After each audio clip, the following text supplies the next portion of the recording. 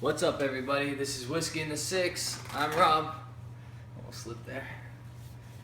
Today I have for you the Dalmore 18-year-old. That's the box. Pretty cool box. Even nicer bottle. Okay, a lot of you have seen the Dalmore symbol before. Very, very attractive bottles. This is 18 years old. Normally, I let it sit for 18 minutes. But it's a lighter Scotch, so I'll do the review without the prolonged waiting period. You don't have to add water to this.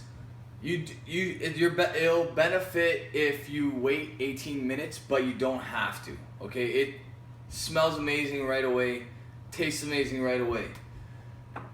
Every once in a while, the LCBO gets a gem. I picked this up for $200 Canadian. So in the United States, most places I've looked sells this for about 180 US. And in the UK, it's about 90 something, 90 pounds, 95 pounds, something like that, depending on where you pick it up. Okay, so generally speaking, this is actually a good buy for me because for $200, I couldn't get it for a cheaper price anywhere else. Because of the exchange rate, the American dollar is a lot higher than the Canadian dollar right now. The British pound is a lot higher than the Canadian dollar right now. So like I said, this is actually a really good buy for me. One of the rare good buys that the LCBO offers. There are a few, not a ton. And we complain about the LCBO quite a bit on this channel. But I'm not going to go into too much detail because they actually did something right for once.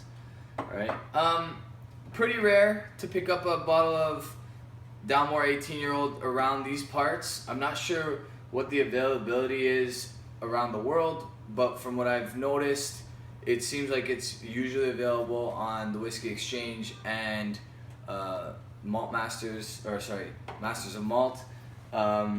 So if you're from the UK or the United States, you can order from those two websites and you'll have them delivered to your house.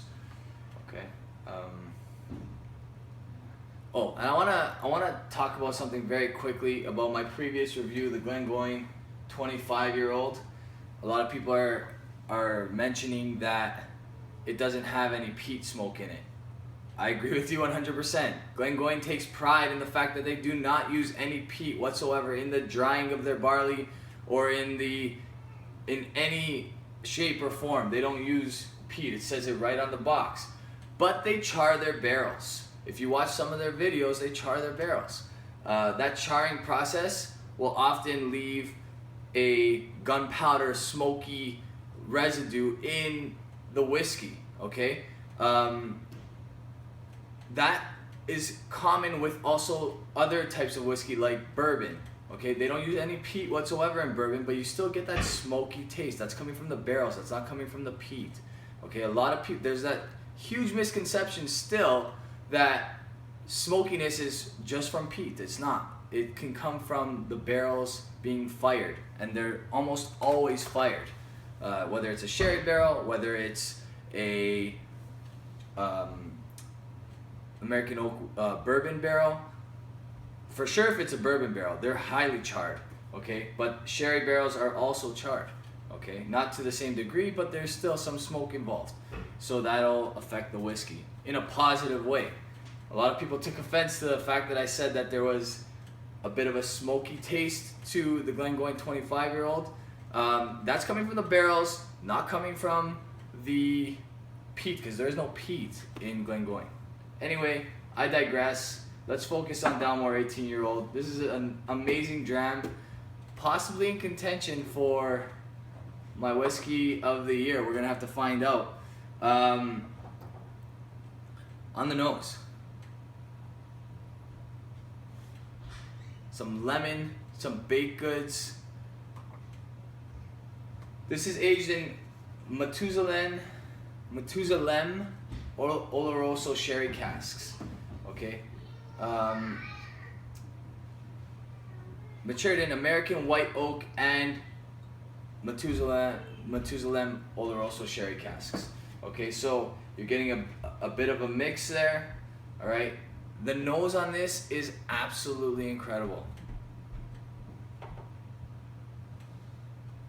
I brought reference to this particular baked good that my mom and my grandmother used to make when I was, well, my mom still makes it, my grandmother makes it occasionally as well. During Easter time, it's called Paloma in Italian. It's basically sweetbread, often with a sugar lemon glaze on top. I get that in the nose here. Get a ton of baked goods, like baked lemon cookies, baked bread, like lemon breads, sweet breads, that sort of thing. There's also, this brings me back to my childhood. I used to love honeycomb cereal. You get that a lot in this. You get that cereal barley note, but you also get that honey note as well, and that combination reminds me so much of that cereal when I was younger.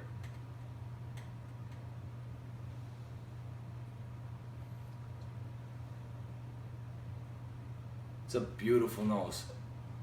Like I said, I've tried this with water. It's absolutely not necessary.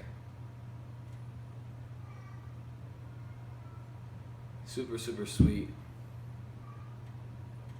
Anyway, on the palate.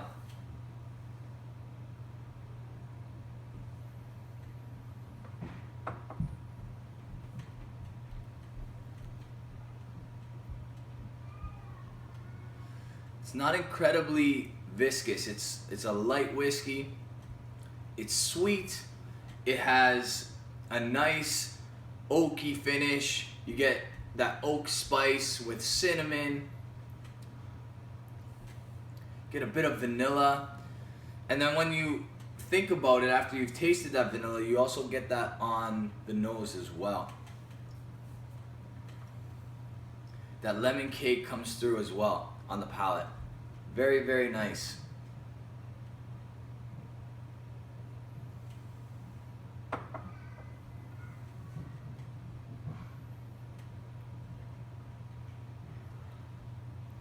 Some cocoa notes, but not too bitter. There's a little bit of bitterness, which is a nice bitterness.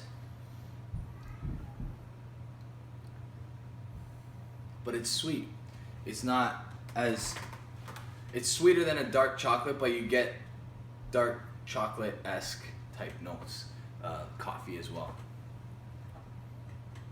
A little bit of like a mocha, let's say.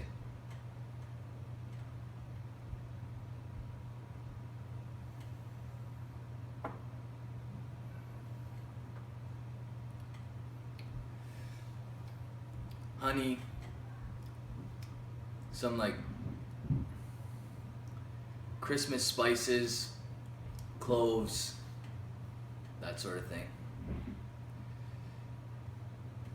Very, very nice stuff. Honestly, this bottle is in danger of getting consumed over the holidays pretty quickly. If I offer this to my friends, they're gonna want definitely more than one glass. Okay. That's really good stuff. It's an excellent buy at $200. I highly, highly recommend it. This is honestly as close to an A+ as I've seen, tasted, and smelled. Okay, really, really, really good stuff.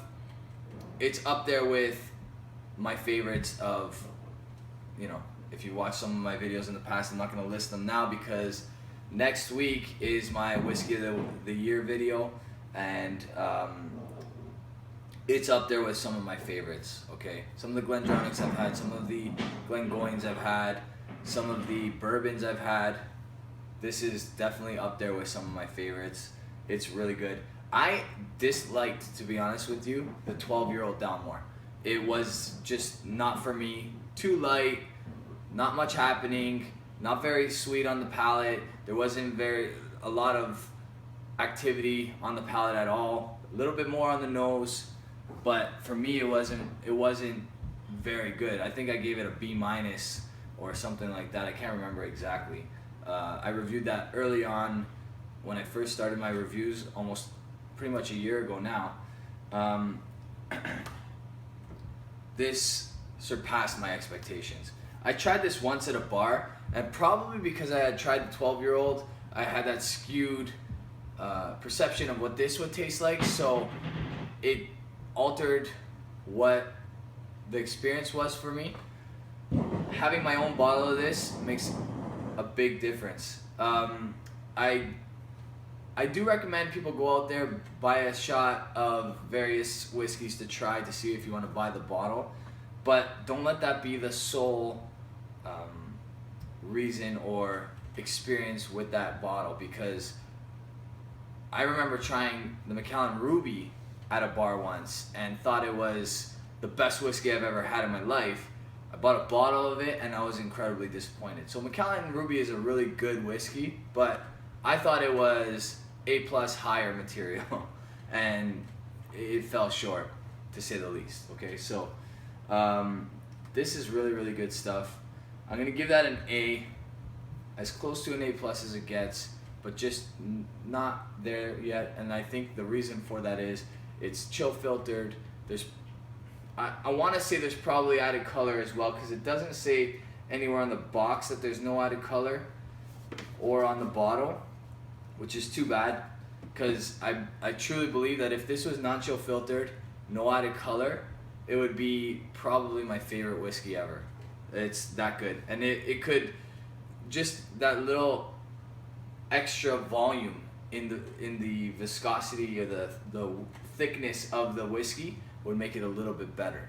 Actually, it would make it a lot better. Okay, so that's really, really good stuff, but it's not exactly what I'm looking for, because like I said, it doesn't have, it's chill filtered and it's got some added color as well. All right, next week, my whiskey of the year, just before the new year, unless some point from now till then I fit in a review of another type of whiskey. I have Buffalo Trace coming very shortly.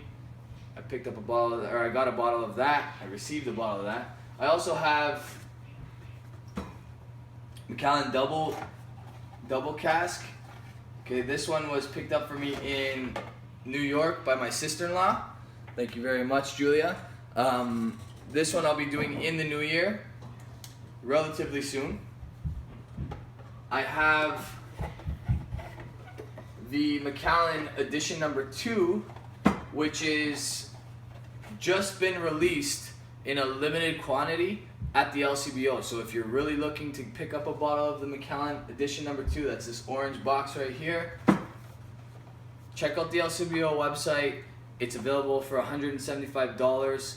Right now there's very small quantities of it, so if you're quick, you might be able to pick up a bottle. Otherwise, you're probably gonna have to wait till the new year to pick this one up. Okay. Have a whole bunch of other reviews coming up. 2017 is looking very bright. What else?